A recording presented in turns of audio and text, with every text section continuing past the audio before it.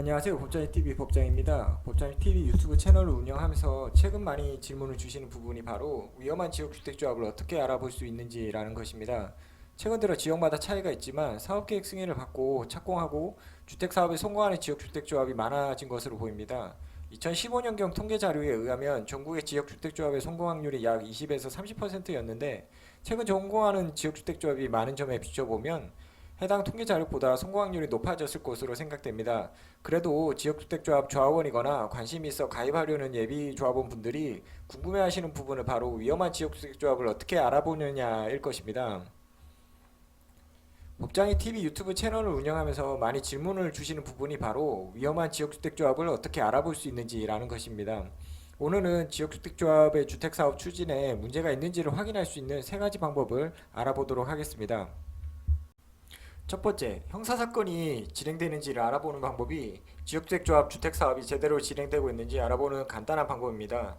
지역주택조합 집행부에서 어떻게 주택사업을 추진하는지는 해당 집행부가 아니라면 사실상 알기가 어렵습니다.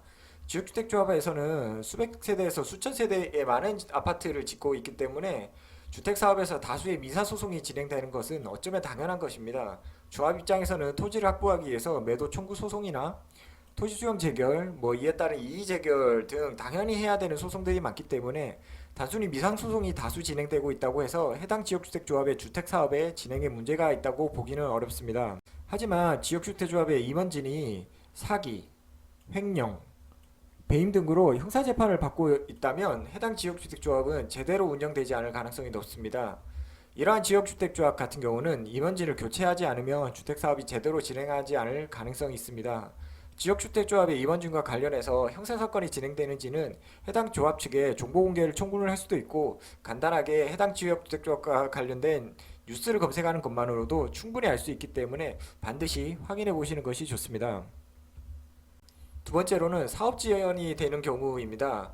지역주택조합은 각 사업 단계마다 걸리는 시간이 조금씩 다릅니다. 물론 지역주택조합마다 내부 사정이 다르기 때문에 일률적으로 말하기는 어렵습니다. 다만 통계적으로 볼 때 추진이 단계에서 조합 설립인가까지는 약 1년에서 3년이, 조합 설립인가부터 사업계획 승인까지는 1년에서 2년, 사업계획 승인에서 일반 분양 및 착공까지는 또 약 1년에서 1년의 시간이 걸리게 됩니다. 그런데 예를 들어서 추진의 단계에서 3년 이상의 시간이 경과했는데도 조합 설립 인가조차를 받지 못했다면 해당 지역주택조합 같은 경우에는 주택사업 진행에 어려움을 겪고 있을 가능성이 높습니다.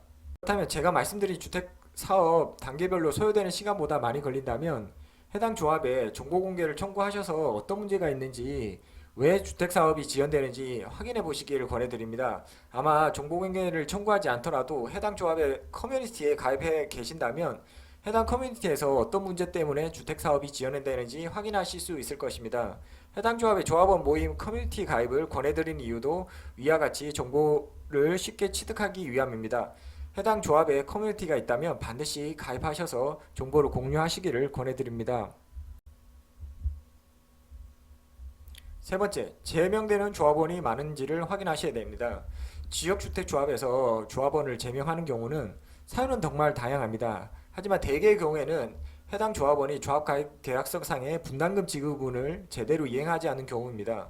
물론 해당 조합원이 조합가입 계약을 체결하고 경제 여건이 경제 상황이 좋지 않으셔서 분담금을 지급하지 못하는 경우도 있지만 해당 조합의 주택사업을 진행을 볼 때 더 많은 분담금을 지급했다가 이후에 탈퇴하거나 가입계약을 해지한다 하더라도 지급한 분담금을 돌려받지 못할 수 있다고 생각해서 분담금을 지급하지 않는 경우가 많습니다. 이러한 경우에 조합에서는 해당 조합원을 제명하게 되는데요. 이러한 제명되는 조합원이 소수일 경우 약 한 명에서 10명 사이라면 크게 문제가 되지 않는데 수십 명에 이른다면 해당 조합원의 제명 사유를 반드시 확인해 보시는 것이 좋습니다. 그렇다면 조합원 제명 사유를 어떻게 확인할 수 있는지 물어보실 텐데요. 지역주택조합의 조합원 제명은 보통은 총회를 통해서 이루어지는 경우가 많습니다. 물론 조합 규약에 따라서 이사의 의결로 제명할 수 있다고 하는 조합도 있기 때문에 이사의 결의로 가능한 경우도 있습니다. 총회를 통해서 이루어지는 것이 원칙이기 때문에 총회 자료를 확인하시면 되는데요.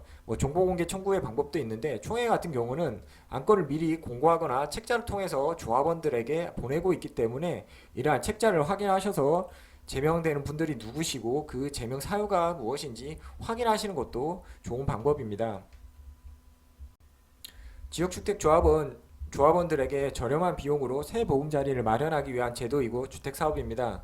지역주택조합은 조합원들의 관심과 애정으로 사업 성공에 이룰 수 있고 주택사업의 성공은 모든 조합원들이 원하는 결과일 것입니다.